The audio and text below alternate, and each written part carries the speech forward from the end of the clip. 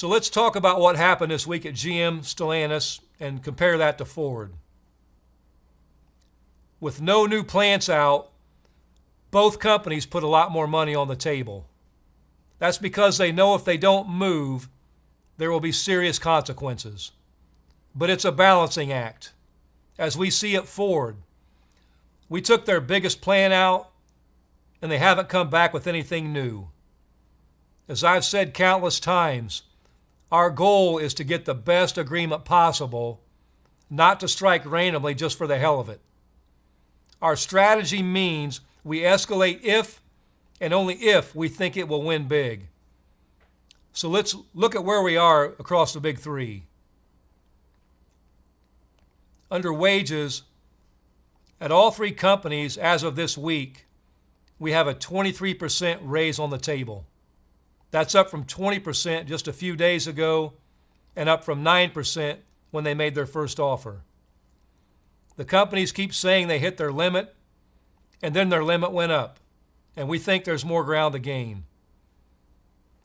On the wage tiers, at all three companies, we have killed massive wage tiers. This is a major win, and it's been a major priority. We believe in equal pay for equal work. At Stellantis, Mopar workers will make production wages. At GM, the CCA and GMCH will make production wages. At Ford, Sterling Axle and Rawsonville will make production wages. This represents huge raises for these members and will end the toxic wage tier divide among these members. Looking at the wage progression, we started these negotiations with a ridiculous 8-year progression. At Ford, we got down to 3 years where it was in the mid-90s. At Stellantis, they're still stuck on a 4-year progression. And at GM, they want the 2-tier progression with 3 years for all current employees and 4 years for future hires. Obviously, that's not going to fly. If Ford can do it, so can GM and Stellantis, and we are not adding a new tier. With cost of living, at Ford, we have won cost of living back to where it was in 2009, something we were told was impossible. At GM, we're really close with some tweaks left to make. And at Stellantis, we've still got a deficient COLA on the table that doesn't kick in for the first year. In regards to profit sharing, at all three companies, we've been able to beat back concessionary profit sharing proposals. At Ford, we've actually enhanced it, and temp workers with 90 days will now be eligible. At GM, we've maintained profit sharing but added eligibility for temps with 1,000 hours on the job.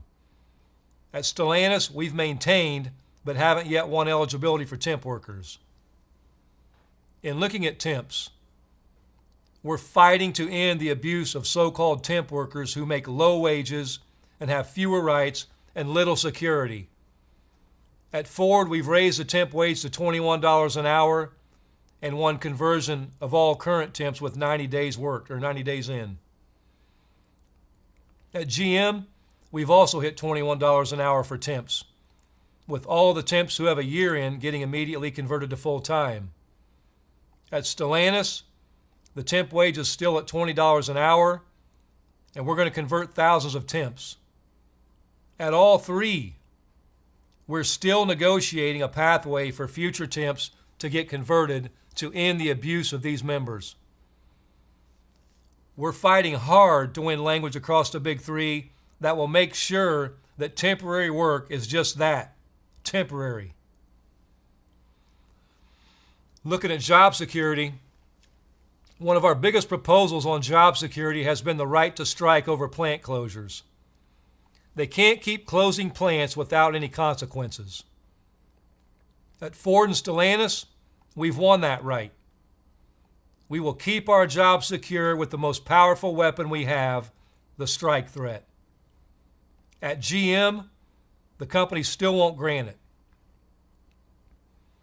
Looking at work-life balance, At all three companies, we've won additional holiday, the Juneteenth holiday, and 2 weeks of paid parental leave, a first for our members at the Big Three. There's still room to grow there. In retirement, we know we need to fix our broken retirement system at the Big Three. All three companies are now offering a $3 increase to the pension multiplier and boosting the 401k through GM, although GM lags behind. Ford and Stellantis are offering 9.5% employer contribution to the 401k, and GM is offering just 8%.